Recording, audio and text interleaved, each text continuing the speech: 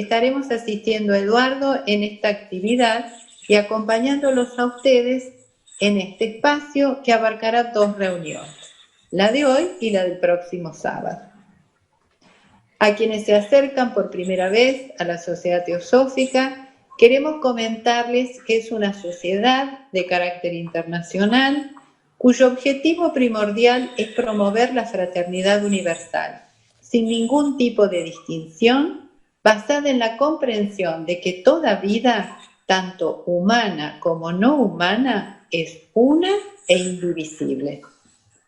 Fue fundada el 17 de noviembre de 1875 en Nueva York, Estados Unidos, por Elena Blavatsky y por Henry Steele Olcott, estableciéndose la sede internacional en Adyar, India, en 1882.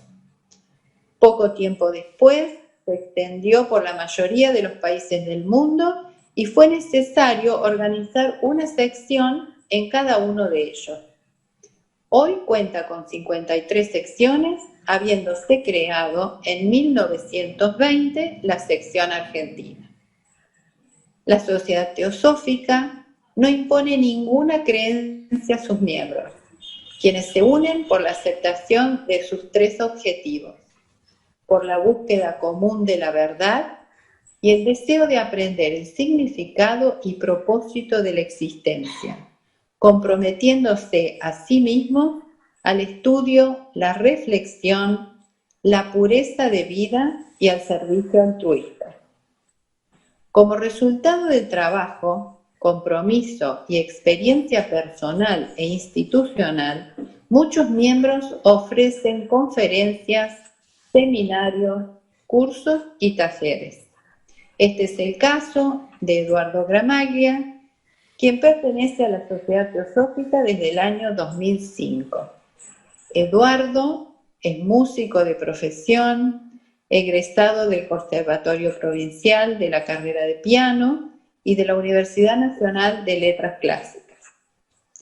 En la actualidad es pianista estable de la Orquesta de Cuerdas Municipal de la ciudad de Córdoba, docente en las materias Análisis Musical, Morfología e Historia de la Música.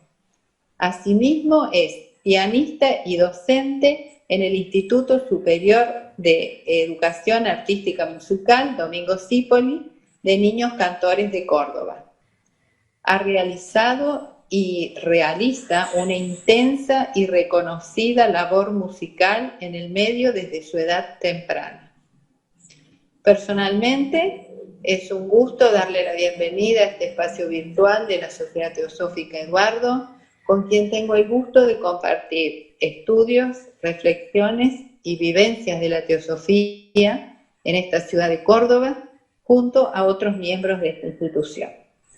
Gracias, Eduardo, por brindarnos tan generosamente esta actividad. Quedamos con vos. Gracias, Alicia, gracias a todo el resto. Bueno, vamos a comenzar entonces ahora este ciclo de 2 charlas que hemos denominado La ciencia del sonido, la antigua sabiduría y la nueva era.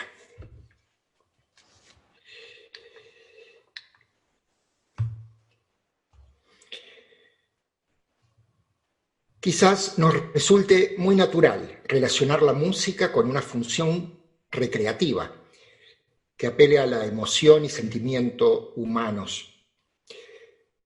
Pero creo que podríamos postular que la música en general y el sonido en particular en verdad guardan un aspecto más profundo y significativo. Lo que percibimos como sonido, nos enseña la antigua sabiduría, es solo el fenómeno, es decir, su manifestación externa, no su causa generadora, lo que le llamamos el noumenon. A través de las edades, elevadas ideas han encontrado expresión en las diferentes ramas del quehacer y conocimiento humanos. Todos somos conscientes del progreso del conocimiento científico durante las últimas décadas y bien puede desearse que la evolución del pensamiento humano, regido, como sabemos, por la manifestación cíclica de ciertos rayos, eventualmente haga emerger otra edad dorada de las artes, quizás de una cualidad superior a cualquiera antes experimentada en la historia humana, como la antigüedad clásica, el Renacimiento, entre tantas otras. Tanto la ciencia como las artes, así como cualquier rama del emprendimiento humano, puede convertirse en un vehículo de ideas superiores. La antigua sabiduría plantea la existencia de ciertos grandes seres que han hecho un largo recorrido evolutivo y han llegado a un punto en el que pueden trabajar consciente y científicamente por la evolución de la humanidad, inspirando movimientos científicos y artísticos y produciendo ideas germinales en aquellos con la debida sensibilidad para que sean captadas y aplicadas. Y de las diversas manifestaciones artísticas, a muchos de nosotros nos es especialmente cercana la música y no pocas veces nos preguntamos si esta ha de ser valorada solamente en términos de cuán profundamente conmueve las emociones. Sentimos que hay algo más allá, que el poder que tiene cierta música de evocar lo que evoca reside más en otro ámbito, quizás en un ámbito de las ideas y en un cierto puente que ha de tejerse hacia planos más sutiles que el sentimiento. La pregunta es, por ejemplo, ¿por qué un científico de la talla de Albert Einstein, que dedicaba las mismas horas al violín que a las matemáticas, llegó a desarrollar esa gran habilidad con ese instrumento y admitió haber encontrado inspiración en la música de Mozart? ¿Por qué escribe en su diario, veo mi vida en términos musicales? Claramente no veía a la música y a las matemáticas como disciplinas diferentes. De otra manera, un gran matemático hubiera declarado, veo mi vida en términos matemáticos. Su hijo, Hans Albert, comenta que cada vez que llegaba a un punto muerto en su trabajo, una inmersión en la música resolvía todos los problemas matemáticos. Los comentarios de su esposa revelan que el primer borrador de la teoría de la relatividad fue el resultado directo de una larga sesión de música. ¿Y por qué en particular preferir Mozart? En una oportunidad Einstein dijo que la música de Mozart era tan pura que parecía haber existido en el universo desde siempre, esperando ser descubierta por su dueño. Einstein creía lo mismo respecto de la física, que más allá de las observaciones y la teoría se encontraba esa música de las esferas, que, según describió en su propio diario, revelaba una armonía universal preestablecida, ya que expresaba asombrosas simetrías. El New York Times habló expresamente del efecto que Mozart parecía causar en la mente humana en un artículo del 10 de agosto de 1999, que le llamó el efecto Mozart. En este artículo se declaraba que los individuos experimentan un mayor rendimiento en los niveles espaciales y abstractos después de escuchar a Mozart. Por supuesto, como habría de esperarse, muchos se abalanzaron a cuestionarse si no se trataba meramente de un mito. Pero tal esperada reacción no hizo más que despertar sospechas serias de que verdaderamente exista cierto tipo de música que transmite algo especial. Todos sabemos que cuando algo que no es un fármaco autorizado, en este caso la música, amenaza con convertirse en cura de cierta dolencia o simplemente propicia la inteligencia humana, ciertas voces salen al encuentro para defender la ciencia, así entre comillas. Antes de 1999, un artículo publicado en The Nature International Weekly Journal of Science del 23 de octubre de 1993, ya se había planteado la posibilidad de que Mozart propiciara el desarrollo de la inteligencia humana desde la infancia. En efecto, quien se atreve a entrever algo más en tal música descubre que en ella las ideas abstractas son el alma de una arquitectura formidable. Es así como una sinfonía puede tornarse en algo no muy diferente de una gran catedral. A diferencia de las demás artes, La música se desenvuelve en el tiempo. Cuando escuchamos una sinfonía o un concierto, un escucha atento percibe una elaboración especial en la estructura del pensamiento. En el caso de ciertos autores, como Mozart, por ejemplo, o Beethoven, tal elaboración reúne un especial carácter matemático, arquitectónico, con ciertas relaciones numéricas que aún hoy resultan desconocidas. Bach, por ejemplo, era un gran matemático también. Una sinfonía de Mozart o Beethoven presenta un tema o una melodía, aparece un puente hacia otro tema que se escucha en otra tonalidad afín, sigue un segmento intermedio variado, para después volver a una recapitulación de todo el material escuchado antes, siguiendo todo un inteligente diseño cíclico, cuyos detalles llevan mucho tiempo al mismo músico desentrañar, justamente por ser producto de una mente intuitiva. Inclusive hay ciertos intérpretes que transcurren toda su vida ejecutando música sin preguntarse demasiado por su contenido, como pasa en todas las ramas de la actividad y conocimiento humano.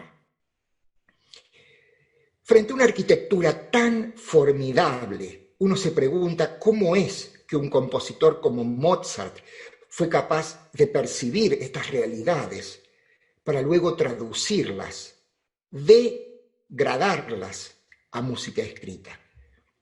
En mi viaje musical supe descubrir que el sello distintivo de los grandes compositores fue una capacidad de reflexión penetrante y no solo la de evocar emociones sutiles.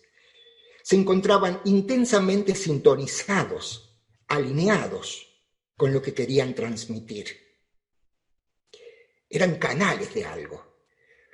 Pero eso que intentaban transmitir y cuyo denodado esfuerzo los invitaba a traducir en música, no eran simples contenidos cotidianos de sus mentes.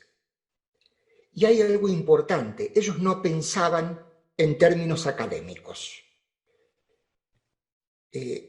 No se comprometieron a obedecer leyes dogmáticas de composición. Todo lo contrario, ellos abrieron su percepción a un nuevo nivel abstracto e intuitivo, y al traerlas, bajarlas al plano de la mente concreta, estaban ellos mismos creando nuevas reglas y abriendo nuevos senderos de exploración. Fueron capaces de enfocar su conciencia en altos niveles y de mantenerla enfocada allí en una actitud de la mente que no podría ser mejor descrita que por la palabra meditación. De hecho, Mozart cultivó un interés en el mundo del significado, desarrollando medios de imprimirlos en su cerebro físico de manera que guardaran la mayor fidelidad posible a ese impulso oculto. Tal constante y a veces frustrante esfuerzo de tratar de comprender, de codificar esas percepciones, fueron un verdadero ejercicio de la imaginación creativa, y diferentes compositores supieron solucionarlo de diferentes maneras. Un Mozart, según se sabe, directamente volcaba en el papel las ideas musicales concretas para su inspiración. Un Brahms necesitaba tiempo para elaborar, digerir y aún corregir. La imaginación divina resulta ser la clave de la capacidad de percibir y manifestar esas realidades superiores. Es el corazón de lo que denominamos vida creativa. El Logos, después de todo, se nos dice, manifestó este universo, este cosmos, como una forma de proyección de su mente. Y el verdadero sentido de lo que llamamos meditación, si uno habla de leer las reglas de Patanjali en los Yoga Sutras, no se encuentra en la obtención de un estado de paz mística o bienaventuranza personal, sino contrariamente en un trabajo verdaderamente científico con la intuición y la materia mental superior e inferior. En otras palabras, la precipitación de ideas para transformarse y transformar el mundo que nos rodea. Pero, ¿qué es esta información, inspiración o ideas que recibe el compositor? Curioso lo que dice G. de Purrucker en sus diálogos, que lo que el compositor recibe es una afluencia de luz que asume la forma de música. Esta luz es decodificada, traducida en música al pasar por el delicado oído interno y cerebro, etéricos, nosotros agregaríamos, de un compositor inspirado con un sensible mecanismo receptivo. La luz y el sonido no son sino dos fases de la gama de vibraciones, dos registros u octavas diferentes. Hasta cierto punto todos en algún momento hemos experimentado esos momentos eureka. Eureka significa en griego antiguo he descubierto, en los que notamos que habíamos comprendido algo, que logramos hacer contacto con alguna idea transformadora. Las radiaciones cósmicas que se traducen como luz son las resultantes de, o más bien son el himno sinfónico que resulta de este movimiento incesante de los átomos de vida, de estos seres que colman nuestro universo, dijo G. de Purrucker, una descripción no muy diferente de la del mismo Einstein, de lo que Aristóteles denominó la armonía de las esferas.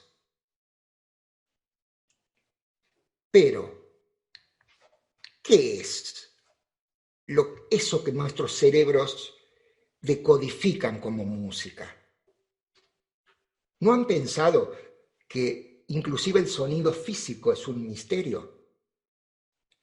Pensemos en el sonido como fenómeno, en su manifestación concreta, material. Un cuerpo vibra y se produce una perturbación en el aire, un medio elástico, que inicia un movimiento. Este movimiento que se inicia es muy similar al movimiento que inicia el agua cuando arrojamos una piedra. Los átomos se comienzan a contraer y expandir, produciendo lo que llamamos onda sonora. ¿Y esto es el sonido? No, no es eso. Esta onda debe llegar a un aparato receptor capaz de decodificarlo. El sonido de los animales superiores y el hombre vibra en simpatía y transmite esta información al cerebro mediante un nervio específico. Esta traducción, decodificación del cerebro, es lo que conocemos como sonido físico y no existe como tal en la naturaleza, fuera de él. Cuando no hay un receptor, un árbol se puede caer en la selva, pero no hay onda sonora, no hay sonido. Para un mosquito quizás se trate de algo parecido a un terremoto, por ejemplo. El receptor es la clave aquí, porque debe poseer un mecanismo sensible capaz de transformar esa onda en lo que nosotros denominamos sonido. El sonido como fenómeno es una traducción de nuestro cerebro. En la naturaleza son átomos en movimiento. De acuerdo a Blavatsky, los átomos son llamados vibraciones en ocultismo, también sonido, si queremos denominarlo de manera colectiva.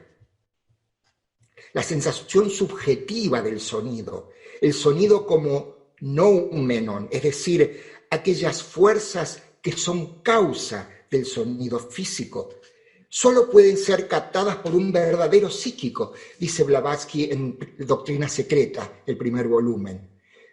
Mientras que el científico solo se preocupa por el comportamiento del sonido desde el mero aspecto material.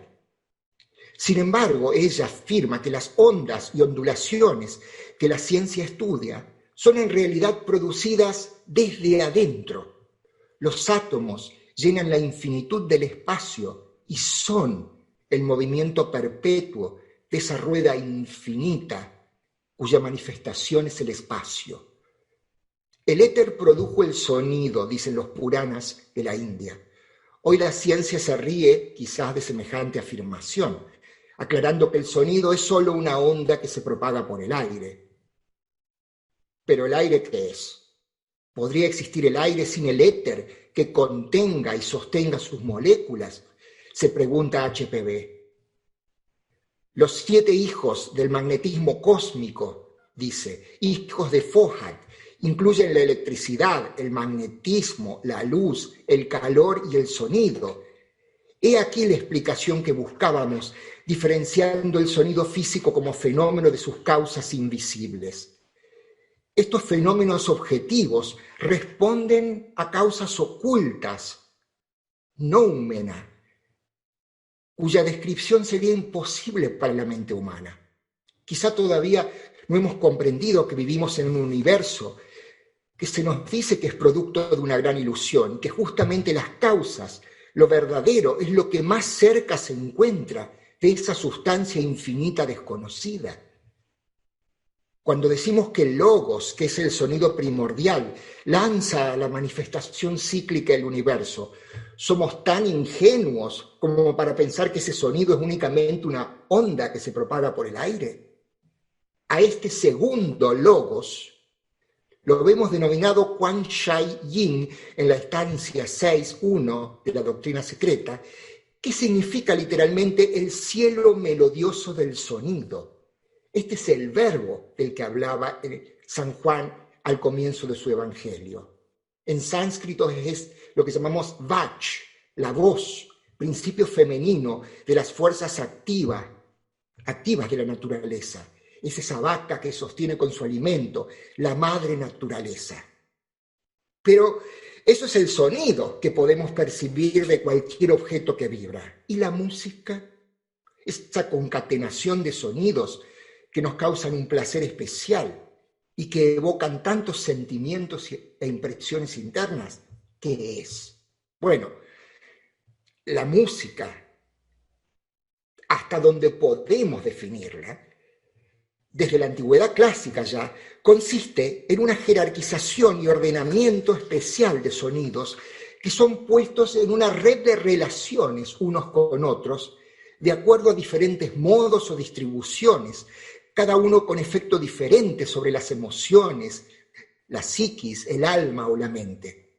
El sistema musical, muy superficialmente descrito, es un séptuple grupo de fuerzas, un ordenamiento de 7 sonidos básicos que son impulsados cíclicamente a la actividad en una pieza de música, de manera similar a las fuerzas de rayo, las cuales entran selectivamente en operación a lo largo de la historia humana o en el ciclo de vidas de un individuo. Cada una de estas 7 fuerzas o grados de la escala, después del 1450, del Renacimiento, adquirieron un sentido armónico, es decir, fueron base para diferentes acordes, que son básicamente tríadas de sonidos que se encuentran en una especial relación entre ellos, de concordancia o armonía. Muchas veces nos hemos preguntado si el sonido tiene un poder o fuerza especial sobre nosotros. ¿No les ha ocurrido acaso alguna vez que cierto texto cuyo significado concreto no se entiende, sin embargo causa un particular estremecimiento interior, como si alguna idea intuitiva fuera impresa en el cerebro? Quizás esta sea la prueba del poder del sonido como vehículo de ideas y el significado concomitante que éste evoca. La parábola bíblica tuvo esa función, el mito mismo tuvo esa función. Muchos indicios de la sabiduría antigua restan ser decodificados por nosotros, de manera que una vez comprendidos puedan abrirse paso hacia nuestra vida cotidiana. Si encontramos ciertas enseñanzas demasiado abstractas, quizás se deba a que no hemos hallado todavía la manera de aplicarlas en nuestra vida diaria. Ahora bien,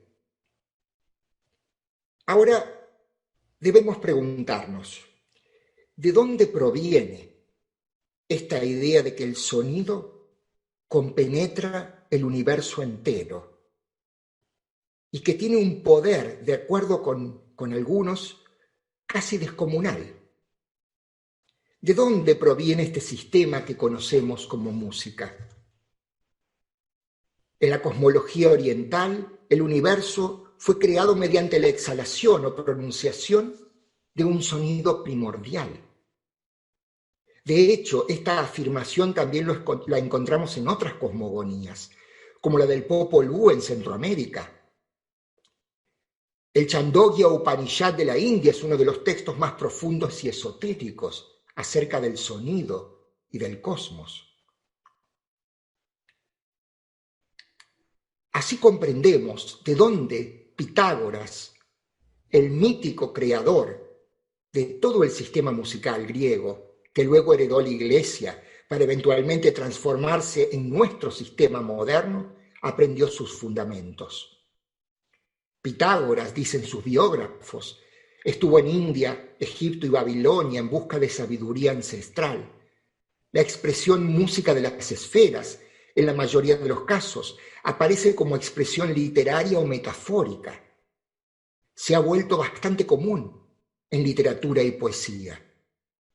Su significado real encierra un sistema musical especial que subyace al orden cosmológico, cuyo patrón generador es lo que los pitagóricos llamaron tetractis. Esta tetractis era considerada un conocimiento extremadamente secreto y sagrado en estos tiempos, que era solo comunicable a un círculo muy íntimo de alumnos. Esta parece que contenía la estructura fundamental de la escala musical y en consecuencia era lo que ellos creían que era el plan del cosmos. Esta tetractis está muy comentada en la doctrina secreta también. La búsqueda de un sistema musical que refleje el orden universal, tenga en consecuencia un efecto elevador sobre el alma humana, queda reflejado en diferentes textos órficos y pitagóricos, así como en los mismos escritos de Platón y Aristóteles. En particular, el Timeo de Platón, tras sus enigmáticas afirmaciones, esconde esta referencia a este orden numérico musical, el cual fue objeto de tantos comentarios hasta el romanticismo. Generaciones enteras de autores, desde la antigüedad hasta el siglo XIX, han compartido la intuición fundamental que Platón heredó de la escuela de Pitágoras, que hay música en el cosmos y que el cosmos es un gigantesco instrumento musical, vínculo que presupone una intuición aún más arraigada y básica, una llamada teoría de las correspondencias, por la cual cada nivel del ser, en su estructura o simbolismo, refleja los niveles que se encuentran de alguna manera por debajo y por encima de él. Tal intuición de la correspondencia entre el mundo de las esferas y la condición sublunar, sugeridas mediante una multitud de indicios desde Pitágoras hasta el helenismo alejandrino, fue claramente verbalizada por el principio hermético, como arriba es abajo. La importancia del sonido y del silencio en la antigua escuela pitagórica se ve reflejado por el hecho de que en esta escuela no había ni tratados ni libros que había que estudiar ni repetir. Usaba para su instrucción frases breves y enigmáticas que el discípulo debía dilucidar mediante la reflexión y la meditación. Esto, y esto es bueno notarlo, después de haber hecho silencio durante varios años, condición sine qua non para la aceptación en la escuela. Estas frases poderosas se denominaron acúsmata, del verbo acuo, escuchar, de donde proviene nuestra palabra acústica, la ciencia del sonido, develando así la importancia del difícil arte de escuchar como clave de todo el proceso interno. Si los pitagóricos consideraban tan sagrada su tetractis, no es difícil suponer que tras la armonía de las esferas se escondía un concepto muy esotérico que requería ser desvelado por el neófito. El sábado próximo trataremos un poquito sobre estos antiguos rituales que los pitagóricos realizaban en ciertos momentos específicos del año, como los solsticios o los equinoccios, que involucraban el uso de sonidos específicos. Algunos autores afirman haber tenido una percepción más o menos directa de esta música de las esferas mediante visiones, como lo leemos en el mito de de la República de Platón, mediante sueños, como el sueño de Escipión de Cicerón, o inclusive trance iniciático, como en Plutarco, sobre el daimon de Sócrates.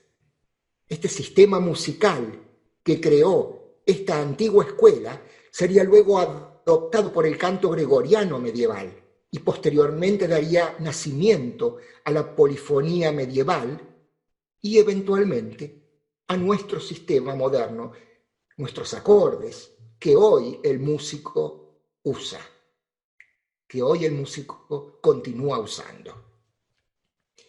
Y ustedes saben muy bien que han pasado muchas cosas en la historia, ¿no? Pero todavía usamos ese sistema que ha establecido la escuela pitagórica.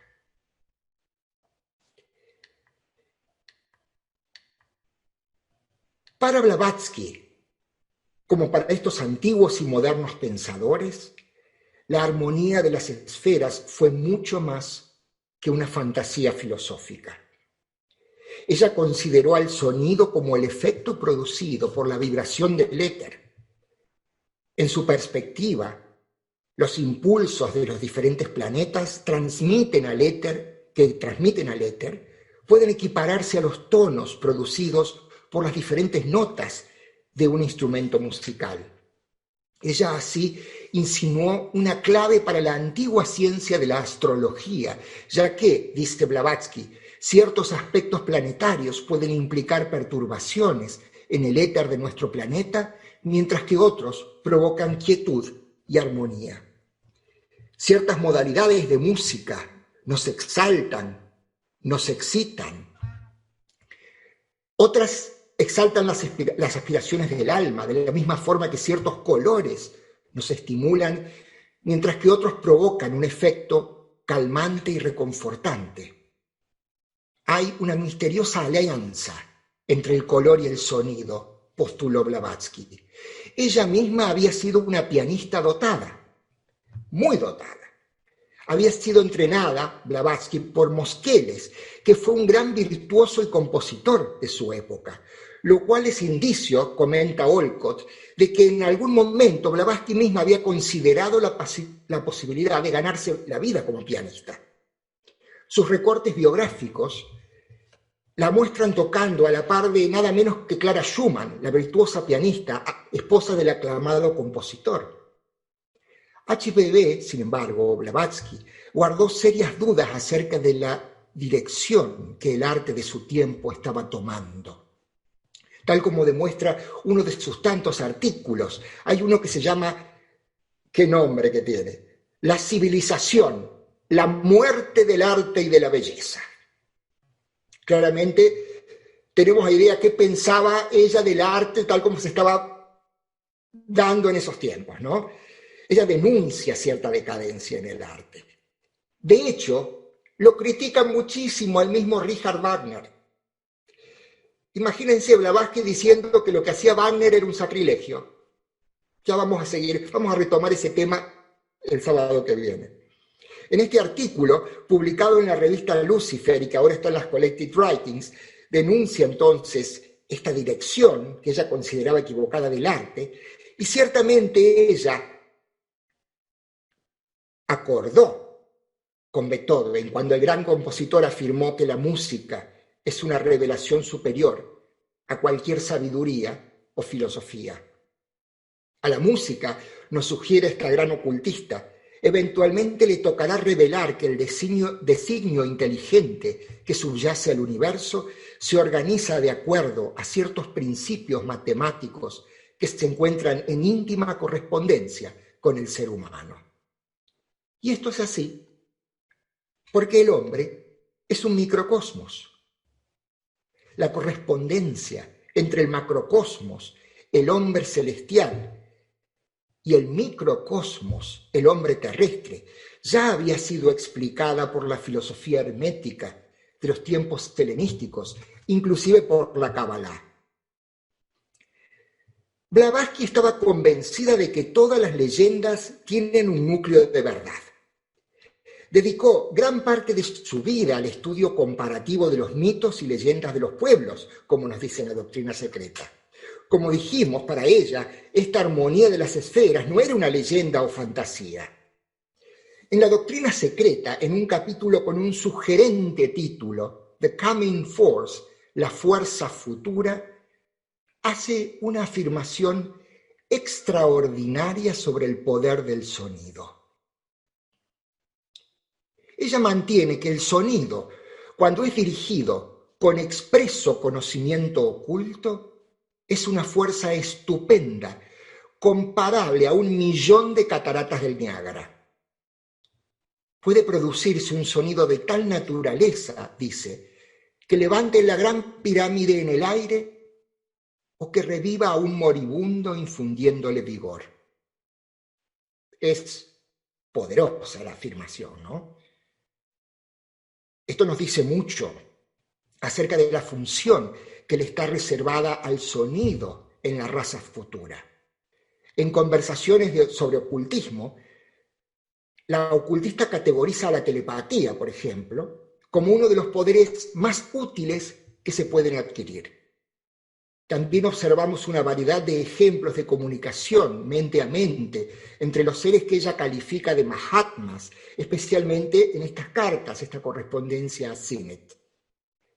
Tal poder natural, como ella le denomina, parece ser facultad común en las futuras razas, con lo cual, y esto es lo importante, obtenemos un panorama completamente diferente de la función que se encuentra reservada al sonido y a la voz, que actualmente suplen en esta civilización los propósitos de comunicación, solo parece ser hasta que la humanidad pueda desarrollar esa otra capacidad, ya mencionada por los Yoga Sutras, de emplear la mente como sexto sentido. Con lo cual se sugiere para el sonido y la palabra una función más en relación con ese proceso de transferir ideas desde los mundos internos al plano de la expresión externa. Y esto es técnicamente lo que se denomina magia blanca, un proceso científico que involucra la capacidad de recibir percepciones internas para volcarlas con igual intensidad de foco en la realidad externa. Los mantras, tan utilizados en la India, tienen en realidad esa función cuando hay un conocimiento verdadero de cómo emplearlos, cosa que muy pocos poseen. Es aún más interesante notar que inmediatamente después de definir así el sonido, la autora de la doctrina secreta procede a mencionar un gran precursor en el campo de la investigación del éter y sus fuerzas. Aquí en este primer volumen, ella menciona al inventor John Worrell Keely de Filadelfia. Él había sido uno de los pocos que pudieron aventurarse, dice, en el reino de las fuerzas etéricas, pero a quien no se le permitió avanzar más allá de ciertos límites. Aparentemente, este gran inventor había tenido éxito en reducir, muy al estilo Viaje a las Estrellas, un buey a átomos, mediante una tecnología que verdaderamente parecía que se inmiscuía con las fuerzas etéricas. Y sin embargo, y esto es interesante, este pionero de la investigación de las fuerzas del éter que menciona Blavatsky, hoy, al menos en la Wikipedia en inglés, es calificado de fraudulento, solo porque, en última instancia, él se negó a dar a conocer ciertos secretos, ni quiso revelar ciertos principios subyacentes, porque quizás lo consideró demasiado peligroso para la época. Solo a fines de la Segunda Guerra Mundial, la humanidad tuvo la primera vislumbre, trágica vislumbre, por cierto, de la liberación de las fuerzas etéricas del átomo. Unas páginas después, aclara en la doctrina secreta que la razón por la que no se le permitió a John Ernst Worrell Keely avanzar mucho más en sus investigaciones por la misma gran jerarquía es que había inconscientemente descubierto esa fuerza sideral terrible del sonido que los atlantes habían llamado Mashmak y que Bulwer Lytton llamó Vril en la fuerza futura. Blavatsky misma alguna vez intentó dar demostración de ciertos poderes taumatúrgicos, aunque es muy conocido el hecho de que lo lamentó tiempo después. Ella quería dar a entender ciertas leyes, ciertos principios, pero parece que el fenómeno había sido demasiado atractivo para las audiencias. Es más, sus datos biográficos registran que ella era perfectamente capaz de manipular el sonido y, por ejemplo, como relata en la biografía Sylvia Cranston, hacer escuchar campanas a una entera audiencia. Ella se había rehusado a calificar a tales cosas de sobrenaturales o milagrosas. Insistió sobre el hecho de que simplemente respondían a leyes todavía no conocidas o estudiadas.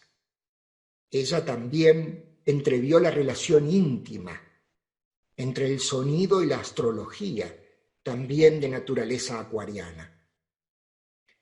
Los impulsos comunicados al éter por los diferentes planetas pueden ser equiparados a los tonos producidos por un instrumento musical. Las palabras son sonidos, por consiguiente tienen poder. Quizás algunos hayan notado que algunos autores muy profundos y perspicaces tienen esa capacidad de despertar al lector a un nuevo mundo de pensamiento y significado mediante una cuidadosa selección de las palabras. Esto puede ocurrir en cualquier campo técnico del pensamiento humano. En una demostración del principio la energía sigue al pensamiento, dotan a ciertos términos de un significado más profundo del que cotidianamente se les asigna o se espera de ellos. Ciertas lenguas antiguas, como el sánscrito, tienen ese tremendo poder y son capaces de evocar ámbitos de significados ni siquiera sospechados por los hablantes de un idioma moderno.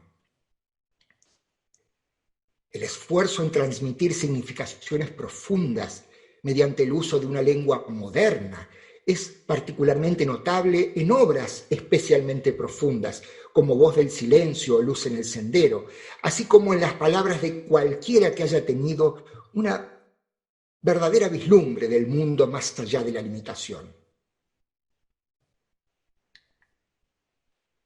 En verdad, todos nosotros en cierto punto hemos sentido que existe un tipo de belleza que no pertenece a la tierra, que no puede ser descrita por palabras.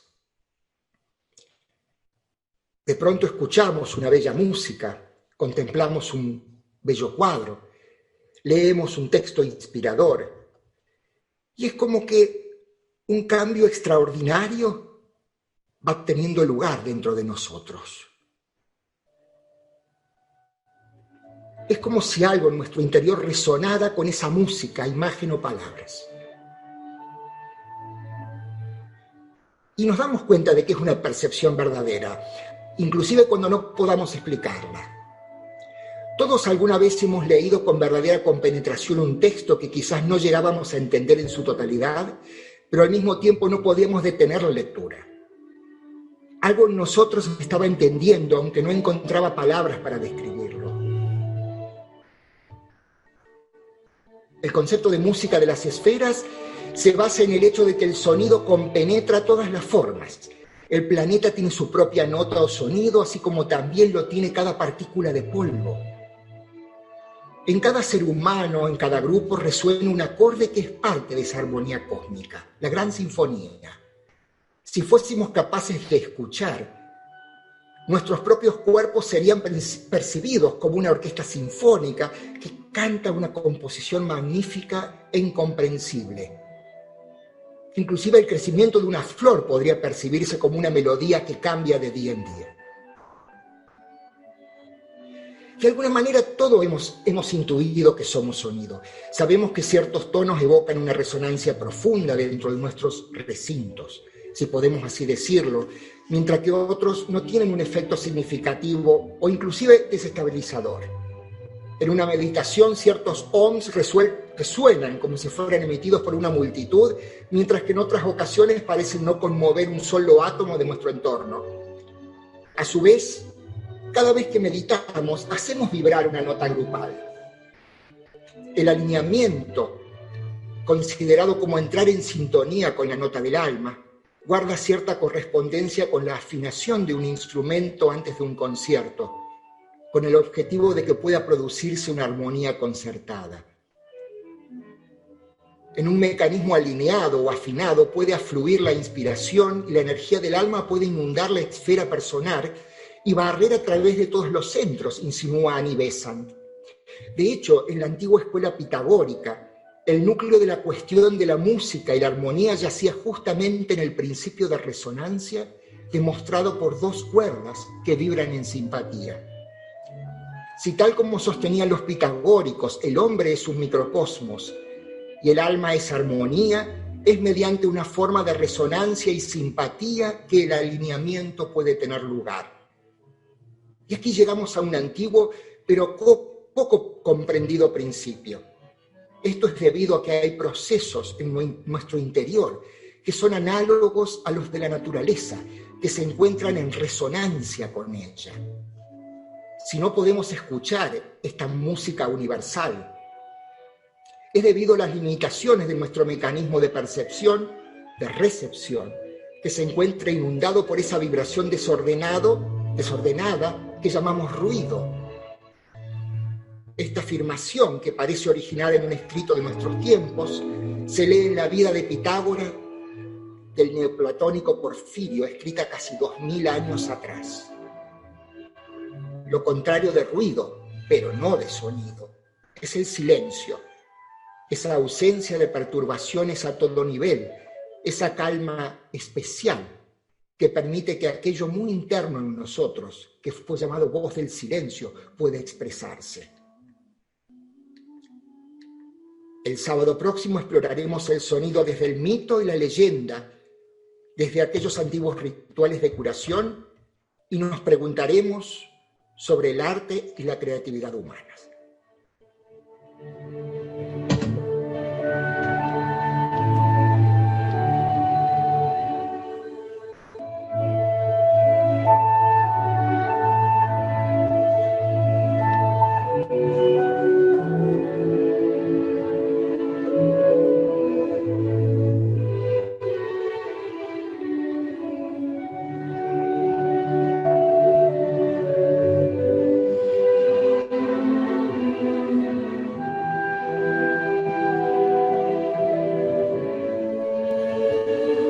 Muchas gracias, Eduardo.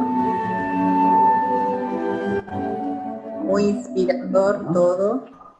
Y bueno, quedamos a la escucha de aportes, preguntas que quienes están participando puedan hacer.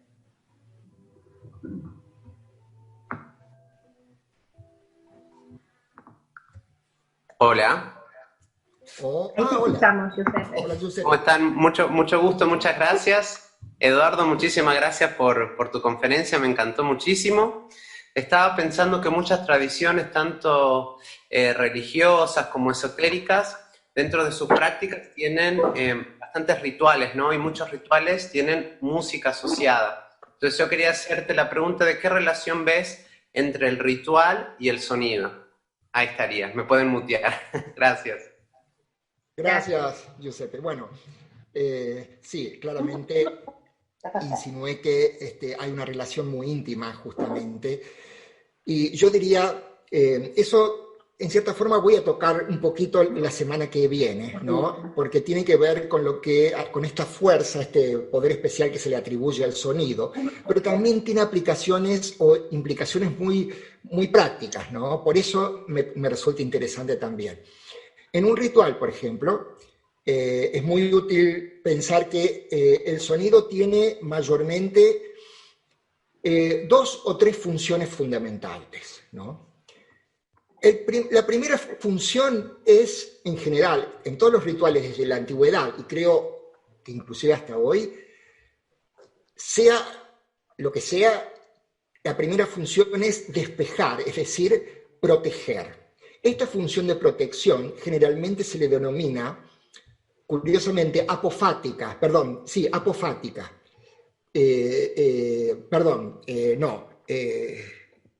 apostrofaica, disculpen, eso es otra cosa, apostrofaica, que es cuando uno utiliza alguna fórmula o algún sonido para repeler algo, que pueden ser energías, entidades, despejar el medio ambiente. Esta es la función del griego que se llamaba apostrofaica, de apostrofeo, es decir, de apartar ciertas influencias. La otra función del sonido es la contraria, es invocar ciertas influencias. Es decir, dar lugar a que sean posibles ciertas conexiones o ciertas influencias. De ahí la idea que yo tomé de que en realidad parece ser que en todos los textos esotéricos se sugiere que lo que estamos haciendo ahora, hablando y comunicando mediante un lenguaje, un cierto significado, es algo que pertenece muy propiamente a nuestra civilización actual y que eventualmente va a dar lugar a otro tipo de comunicación, porque aparentemente desde la antigüedad al sonido le está reservada ese aspecto mucho más mágico, mágico en el sentido no Harry Potter, mágico en el sentido de producir algún efecto específico sobre el medio ambiente que tiene que ver con manifestar, precipitar, ¿no? Por eso es justamente tan importante en el ritual. Pero la otra cosa que me parece interesante, ¿no?, es que a la larga el concepto de sonido versus ruido, ¿no?, relacionado con el escuchar también, ¿no?, que está todo muy, muy relacionado. Porque al fin y al cabo, ¿a qué le llamamos entonces ruido? O, es decir, de pronto nosotros podemos estar callados, pero si nos examinamos, a veces nuestra mente es una radio prendida. ¿Eso es silencio? Es decir, ahí un poco también es el tema de cómo hay cierto efecto inherente que produce el sonido y cuánta, a lo mejor, claridad o confusión nosotros también podemos producir en nuestra vida diaria mediante una actitud particular que tiene que ver con el silencio.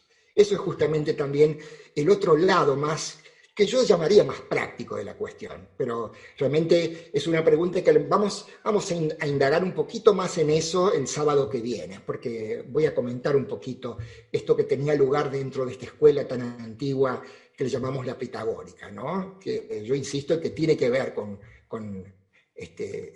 lo que hoy actualmente tiene que ver con nuestra civilización y lo que esperamos de una futura civilización, ¿no?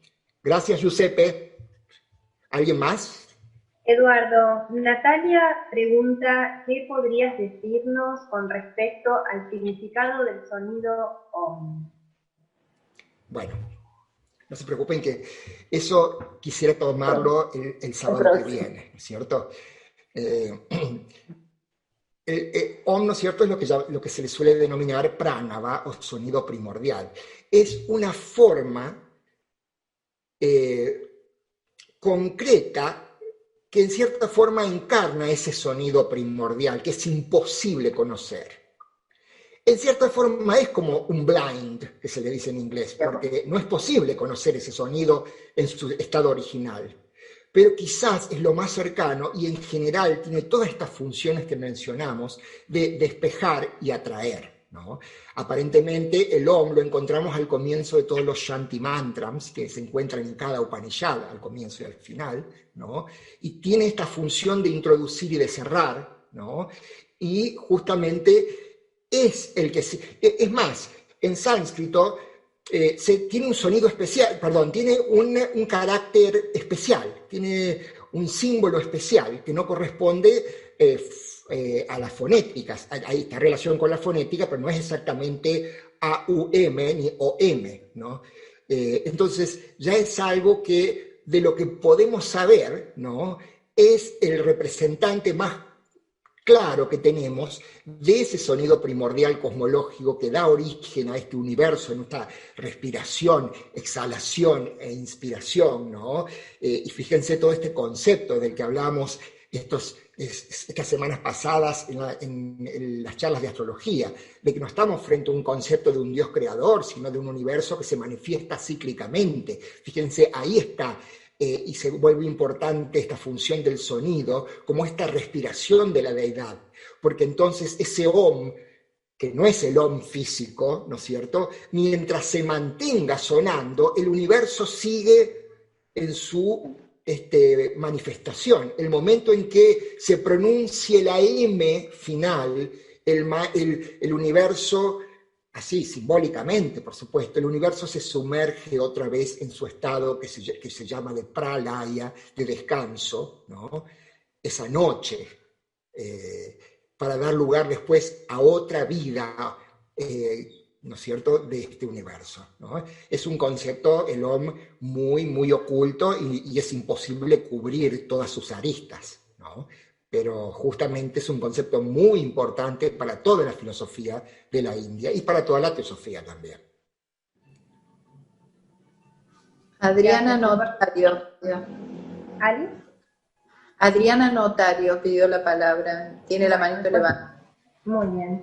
Tenía Eduardo, pero dale. Pasamos con...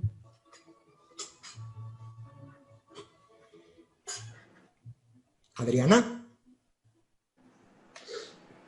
Ya, es que no se podía reactivar el micrófono. Hola, Eduardo. Bueno. Hola, Adriana. Aquí viéndote. Oye, sobre el sonido, dime algo sobre el sonido que producen las mantras, que normalmente lo hacen los tibetanos para sanar. A ver, platícame algo de eso. Curiosamente, una de las principales funciones que tenían estos grandes rituales que utilizaban sonido ya en la escuela pitagórica, Pitágoras supuestamente había estado en la India, es justamente la curación produciendo ciertos sonidos. El mantra, inclusive uno puede ver que en los orígenes de los mantras se encuentran en un estadio inclusive anterior al sánscrito. La mayoría están en sánscrito, otros en tibetano. El tibetano es derivado del sánscrito, etcétera, ¿no? Es decir, inclusive en estudios posteriores, algunos han especulado de que los mantras, algunos especialmente derivan, por ejemplo, del sonido de ciertos pájaros, del sonido de la naturaleza.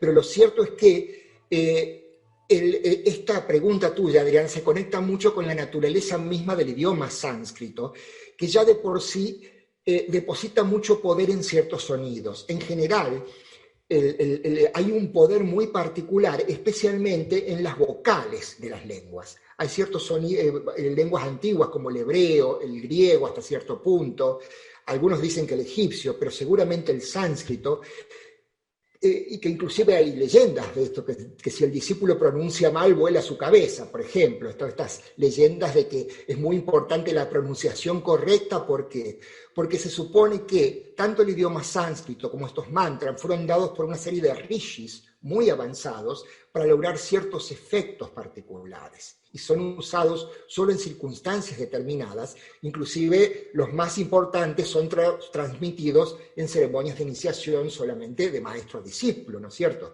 Justamente porque tienen que ver con este poder tan fuerte, tan increíble del sonido. Algunos de estos, evidentemente, también parece que tienen que ver con la curación, porque aquí lo que estuve sugiriendo y lo que voy a volver a retomar el sábado que viene, es que también el sonido parece haber sido utilizado, y esto tiene mucho que ver también con estos rituales de iniciación, que siempre tienen que ver con una muerte simbólica. Parece ser que en las antiguas culturas había ciertos rituales, por ejemplo, que incluían sonidos y que involucraban el pasaje al otro plano, es decir, que había ciertos momentos, ciertos sonidos que en el momento de la muerte, especialmente en el Tíbet, suelen ser pronunciados con ciertas fragancias también, ciertos colores, ¿no?, que facilitan el despegarse, por ejemplo. Otros facilitan la curación, por ejemplo, ¿no? Es toda una ciencia, ¿no?, porque la ciencia de los mantras también es algo que es algo bastante complejo, que no solamente involucra aprender el idioma sánscrito. Claro, ¿no? Y en los rituales normalmente hacen danzas tocando una música y le pedían a la lluvia, al agua que cayera. Así es, y ¿no? Eso lo puedes ver en cualquier cultura. La asociación de danza con sonidos, inclusive no necesariamente puede ser una melodía, puede ser un ritmo particular. En general, cierta repetición de algo, y eso pasa también con los mantras. ¿Ustedes nunca han escuchado, por ejemplo, el efecto que tiene el canto gregoriano? Que tiene un efecto casi hipnótico. De pronto, claro, por ejemplo, es muy raro que alguien se ponga a barrer la casa con canto gregoriano, ¿no es cierto? porque tiene otra función. En realidad estaba destinado a provocar ciertos estados extáticos, porque en realidad psicológicamente lo repetido, lo monótono, lo que a nuestra cultura tan involucrada y presa del contraste y del cambio y del estímulo nos molesta y nos aburre, nos duerme, en realidad en los grandes rituales la monotonía es fundamental para la creación de ciertos estados. Esto hasta cierto punto lo había heredado el gregoriano, hasta cierto punto los griegos lo sabían, porque los griegos tenían una distribución de sonidos para cada estado de ánimo, para la guerra uno, para la meditación y la espiritualidad otros, para la relación sexual otros, para la comida otros, y suponían que realmente ciertas distribuciones de intervalos, inclusive hay leyendas de Pitágoras, que resulta que había un joven exaltado que prendió fuego a otro y que resulta que Pitágoras había dicho, más allá de que sea cierto o no, de que había sentido una melodía en modo frigio, que es tan perturbador. Entonces él tocaba una melodía en un modo dórico y apaciguó al joven, por ejemplo. Miren ustedes toda esa sensación de que el sonido y la distribución y relación de sonidos tienen tanta influencia, la heredó la Iglesia Católica, porque de hecho uno escucha igual el canto gregoriano por nuestro enviciamiento de que todo nos suena igual y aburrido y monótono, pero en realidad había ciertos modos. Un aleluya tenía que ser cantado en modo mixolidio, otro en modo dórico, porque ellos escuchaban y les sonaba diferente, les producía, que es lo que hemos perdido, un estado de ánimo diferente. Eso inclusive pasó y llegó hasta el Renacimiento, y curiosamente después todas las modificaciones en la afinación de los instrumentos, esta cosa tecnológica, fue haciendo perder un poco y cambiamos de la era de la modalidad a la tonalidad, con todas sus ventajas, pero se fue perdiendo un poco ese espíritu de que cada grupo de sonidos, cada intervalo produciera un efecto anímico particular y estaban destinados a causar un efecto, ¿no? Inclusive algunos no saben que ciertos autores exploraban eso sin que lo dijeran y el público tampoco se daba cuenta. Cuando, por ejemplo, Wagner empleaba, supongamos, si bemol mayor para representar a Sigfrido, que era un héroe, nadie se daba cuenta que en realidad él estaba haciendo alusión a una época anterior en donde esa tonalidad era una tonalidad heroica. Pero nadie se da cuenta porque ya hemos perdido esa capacidad, ¿no? Entonces, se han perdido muchas cosas en el camino, eso es importante también. Y quizás el corolario de todo esto es que en una edad futura, insisto, para mí la edad de Acuario es una edad astronómica, real, y algo que es real en el futuro de la humanidad, va a contemplar un renacimiento de todas esas rituales, pero con un concepto muy distinto del género urbano. Obviamente necesitamos un concepto de mayor cooperación, comunidad, o sea, evidentemente con un régimen actual en donde hay un individualismo exacerbado. Imagínense todos esos rituales, el resultado que pueden tener serían catastróficos. Hace falta un cambio en la sociedad para que todo eso vuelva a reemerger y se nos den otras claves para el futuro, para el uso de estas cosas. Esa al menos es mi conclusión, o las que he sacado. No sé si me equivoco o no, pero me has preguntado y te digo más o menos las conclusiones que he sacado al respecto. Así que, pero muy interesante, Adriana, gracias. Gracias, Eduardo. Eduardo Pinzani pidió la palabra, le voy a reiniciar el audio, así puede preguntar él. Hola, Eduardo Pinzani. ¿Cómo está, maestro? Salud, usted. Hola. No sé si me ve la cara, maestro. ¿Me ve la cara o no? Sí, ahí veo. Bueno, yo no me la veo, por eso. Dos cosas. Primero, si me puedes mandar alguna bibliografía sobre John Warren Kelly, porque yo lo que he leído sobre él es bastante negativo, todo lo que he leído sobre él. Pero si vos tenés algo positivo, si me puedes pasar alguna bibliografía después. Yo me encargo.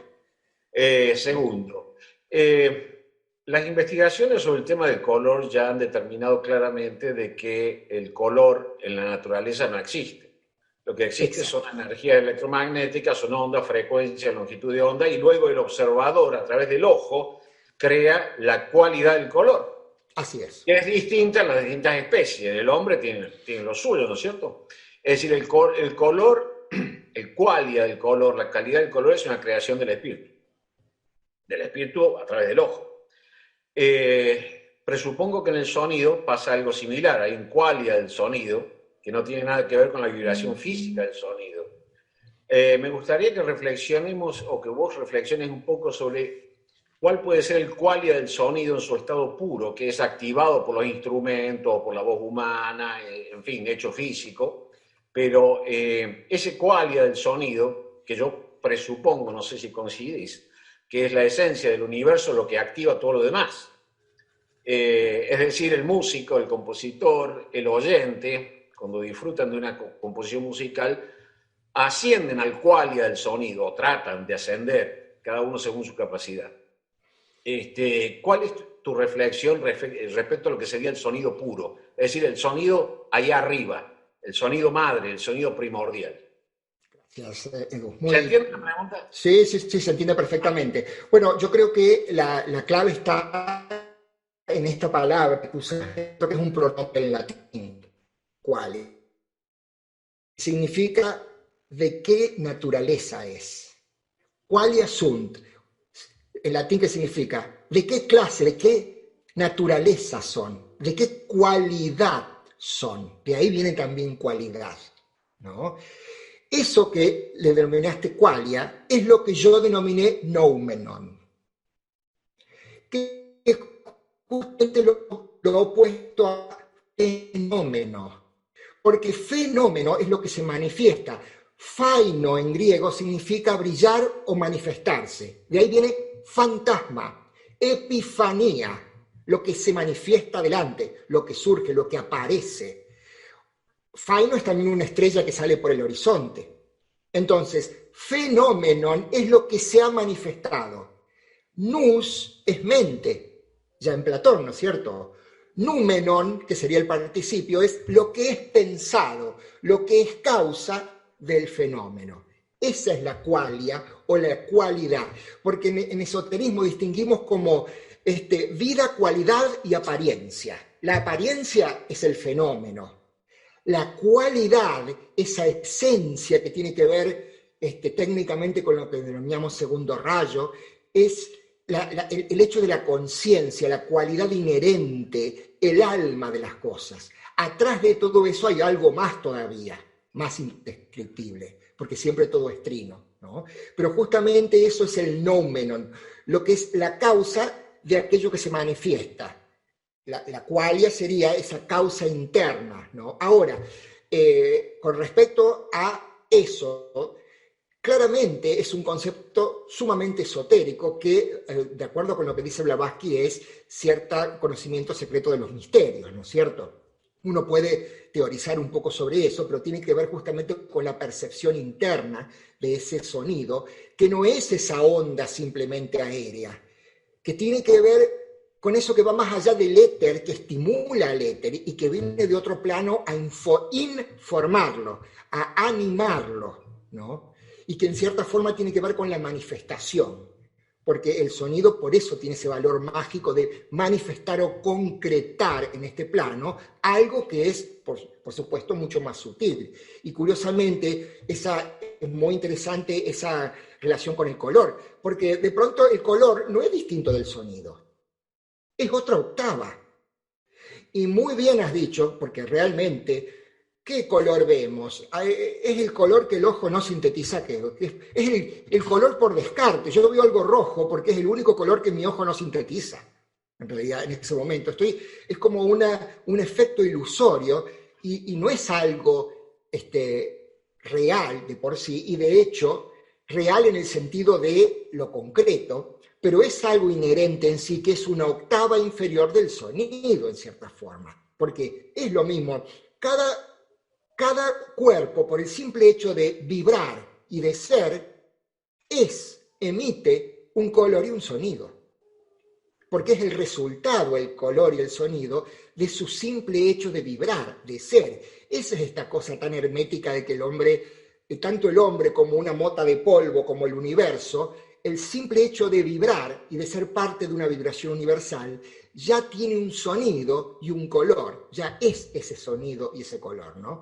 Que son como la misma cosa vista desde dos registros diferentes, son como octavas diferentes de lo mismo, ¿no?